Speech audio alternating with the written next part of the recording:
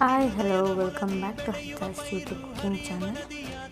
ಇವತ್ತಿನ special recipe ನುಗ್ಗೆ ಸೊಪ್ಪು ಅವರೆಕಾಳು ಉಪ್ಸಾರು ಹೇಗೆ ಮಾಡೋದು ನೋಡೋಣ ಬನ್ನಿ.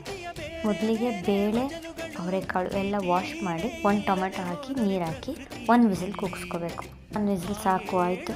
ಇವಾಗ ಟೊಮೆಟೊನ ಸಪ್ರೇಟಾಗಿ ಎತ್ತಿಟ್ಕೊಂಡು ನುಗ್ಗೆ ಸೊಪ್ಪು ವಾಶ್ ಮಾಡಿರೋದನ್ನ ಅದಕ್ಕೆ ಹಾಕಿ ಬೆಂದಿರೋದಕ್ಕೆ ವಿಸಿಲ್ ಕೂಗಿಸ್ಬಾರ್ದು. 10 ನಿಮಿಷ ಹಂಗೆ ಬೇಯಿಸಿ ಬೆಂದಿರೋದನ್ನ ನೀರು ಸೊಪ್ಪು ಎಲ್ಲ ಸಪ್ರೇಟ್ ಮಾಡ್ಕೊಳ್ಳಿ. ಈಗ ಸೊಪ್ಪು ಕಾಳು ಒಗ್ಗರಣೆ ಮಾಡ್ಕೊಳ್ಳೋಣ. ಒಂದು 2 ಟೇಬಲ್ ಸ್ಪೂನ್ ಆಯಿಲು, ಸಾಸಿವೆ, ಒಣಮೆಣಸಿನ್ಕಾಯಿ ಇಲ್ಲ ಗ್ರೀನ್ ಚಿಲ್ಲಿ ಯಾವುದಾರು ಹಾಕ್ಕೋಬೋದು, ನಿಮ್ಮ ಆಪ್ಷನು.